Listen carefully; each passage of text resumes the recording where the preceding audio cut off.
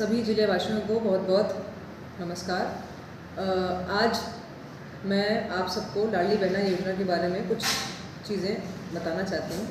सबसे प्रमुख बात यह है कि लाडली बहना योजना जो लागू की गई है उसका उद्देश्य ये है कि जो हमारी महिलाएं हैं, जो महिला सदस्य हैं, वो आत्मनिर्भर बने, उनके पास स्वयं के परिवार के खर्च के लिए अपने पास एक राशि हो, फाइनेंशियली एक इंडिपेंडेंस उनके पास हो, स्वतंत्र हो आर्थिक रूप से।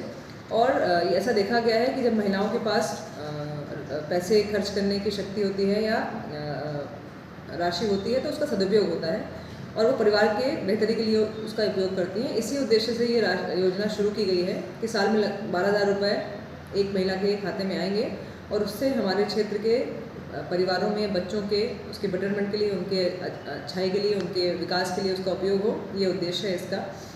तो इस योजना की जो मुख्य चीज़ें हैं कि इस योजना में आपको पात्र होने के लिए क्या क्या चीज़ें आवश्यक होंगी। तो 3 दस्तावेज़ हैं जो आपके पास होने चाहिए। उसमें है आधार कार्ड, तो हर महिला के पास अपना आधार कार्ड होना चाहिए। यदि आपके पास आधार कार्ड नहीं है किसी स्थिति में तो उसको आप बनवा सकते हैं। हमारे पास लोक सेवा केंद्र, आधार सेंटर्स उपलब्ध हैं, वहाँ आप बनवा सकते हैं। दूसरा है कि समग्र आईडी होनी चाहिए, महिला की स्वयं की समग्र आईडी होनी चाहिए।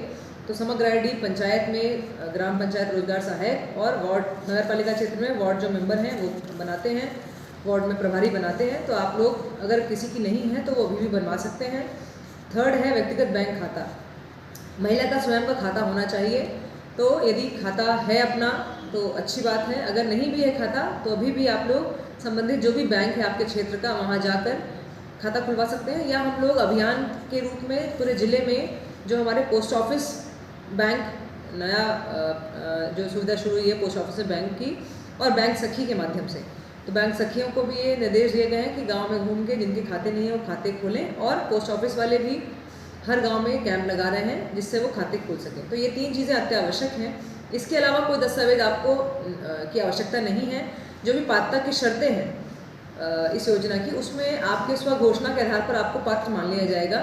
चाहे वो भूमि के संबंधी जो शर्त रखी गई है कि 2.5 एकड़ से अधिक भूमि नहीं होनी चाहिए, चाहे वो परिवार की आय है, चाहे आपका उसमें निवास के संबंध में है, ये सब कुछ चीज़ें आप स्वघोषणा कर देंगे कि हम इसमें पात्र हैं तो मान लिया जाएगा। उसमें कोई जांच नहीं की जाएगी जब तक कि कोई शिकायत प्राप्त ना हो। तो यदि आप योजना का लाभ लेना चाहते हैं या फॉर्म भरना चाहते हैं तो आपको केवल 3 दस्तावेज की आवश्यकता है। अन्य कोई दस्तावेज ना तो कोई मांगा जाएगा, ना ही आपको उसको बनवाने की आवश्यकता है। तो इसके लिए अन्यथा परेशान ना हो, बस आधार कार्ड, अकाउंट नंबर और समग्र आईडी होनी चाहिए हमारे पास। दूसरा है कि इन दस्तावेजों के बाद हमें क्या काम कराना आवश्यक है। तो हर समग्र आईडी जो बनी हुई है, जिसकी भी बनी हुई है, उसको EKYC मतलब उसमें आपका आधार से उसका लिंकेज बहुत ज़रूरी है। तो आपके हम लोग हर पंचायत में, हर वार्ड स्तर पर रोजगार सहायक, मोबिलाइज़र, बैंक सखी, जो CSC है, निःशुल्क होना है। इसमें कोई आपसे पैसे नहीं लिए जाएंगे। तो आप किसी भी जगह पे, इनमें जो मैंने आपको 5 जगह बताई उसमें कहीं भी जाके अपना EKYC करा सकते हैं और EKYC एक बार आपका दर्ज हो जाएगा तो आप आवेदन के लिए पात्र हो जाएंगे। दूसरा है कि जो आपका आधार नंबर है, आपके पास सबके पास आधार होगा, आधार नंबर है वो बैंक खाते से जुड़ा होना चाहिए।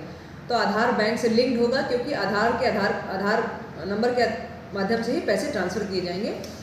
तो सब लोग अपने संबंधित बैंक में संपर्क करके, जहाँ भी आपका खाता है वहाँ संपर्क करके अपने आधार को उसमें जुड़वा लें क्योंकि उसके बाद ही राशि ट्रांसफ़र होगी। तो ये एक आवश्यक कार्य किया जाना है। इसके लिए हम लोग बैंक में भी कैंप लगा रहे हैं। बैंक में भी हमने दिन नियत किए हैं कि बुधवार और गुरुवार को बैंक वाले ये कार्य प्राथमिकता पे करेंगे। तो सभी से मेरा यही निवेदन है कि जिनके भी आधार कार्ड लिंक नहीं है बैंक अकाउंट से, अपने जो भी निकटतम बैंक है जहाँ आपका खाता है वहाँ जाके जानकारी प्राप्त कर लें कि आपका लिंक है या नहीं है, और नहीं है तो अपना लिंक करा लें। और तीसरा हमारा जो आवश्यक कार्य है कि आधार जो हमारा खाता है वो DBT जिसे हम सीधा राशि ट्रांसफ़र कहते हैं, उसका आपको परमिशन देनी पड़ती है बैंक को, तभी वो ये करते हैं। उसके लिए भी हम लोग अभियान चला रहे हैं कि ग्राम पंचायत में आंगनवाड़ी कार्यकर्ता, आशा और सचिव को हमने फॉर्म दिए हुए हैं। आप केवल वो फॉर्म भर के अपने साइन करके सबमिट कर देने हैं और वो हम लोग एक साथ पूरे बल्क बैंक में भिजवा देंगे और बैंक वहाँ से DBT की परमिशन दे देंगे। तो इसलिए बस आपको अपने पंचायत में जाके जानकारी लेनी है कि जो काम होने हैं, क्या क्या होने हैं, और आप उसमें बस आवश्यक फॉर्म भर दें, आवश्यक साइन कर दें और हम लोग उसको एक पूरा कैंप के माध्यम से कराएंगे। किसी भी काम में तो वो पंचायत में जाके या वार्ड में जाके जानकारी प्राप्त कर सकते हैं। किसी भी काम के लिए, ये सब जो भी काम कर रहे हैं उसके लिए किसी के लिए भी आपको राशि की आवश्यकता नहीं है, देने की आवश्यकता नहीं है। और मोबाइल नंबर भी अपडेट, एक और इसमें आवश्यक चीज़ है कि आपके पास मोबाइल नंबर होना चाहिए जो आपके आधार से लिंक्ड हो, क्योंकि मोबाइल पे ही मैसेज आएंगे और उसी के माध्यम से OTP भी आता है। तो इसलिए मोबाइल नंबर जो भी हमारे पास है स्वयं का, वो आधार से लिंक्ड हो, वो भी आपको बैंक से कराना पड़ेगा। या पोस्ट पेमेंट बैंक वाले, जो पोस्ट ऑफिस बैंक वाले हैं, वो भी गांव-गांव में जाकर ये काम कर रहे हैं। उनका एक फिक्स शुल्क है जो उनके द्वारा तय किया गया है, तो वो उतना शुल्क देके आप मोबाइल नंबर अपना अपडेट कर सकते हैं। तो ये सारी चीज़ें जो बेसिक जानकारी है योजना की ये है। और आप सबसे बस यही निवेदन है कि अपने हम लोग हर जगह कैंप लगा रहे हैं, तो आप लोग बस वो कैंप में उपस्थित हो जाएं और अपने eKYC करवा लें। और घर में आपके आंगनबाड़ी कार्यकर्ता सर्वे फॉर्म भर रही हैं, जो फॉर्म भरना है, जिसके आधार पर आवेदन होना है, तो वो फॉर्म भरने में सहयोग प्रदान करें, अपना फॉर्म भरवा दें, जिससे कि जब हम लोग ऑनलाइन फॉर्म भरना शुरू करेंगे तो हमारे पास हमें वो समस्या नहीं आएगी।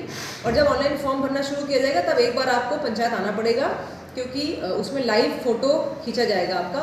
उस समय जिस समय फॉर्म भरेगा उस समय तत्समय फ़ोटो खींचा जाएगा और उसके लिए आपको वहाँ उपस्थित होना आवश्यक है। तब आपको हम सूचना देके बुलवाएंगे और उस समय आप आ जाएँ समय से, तो आपका ये फॉर्म वाला काम कंप्लीट हो जाएगा। बहुत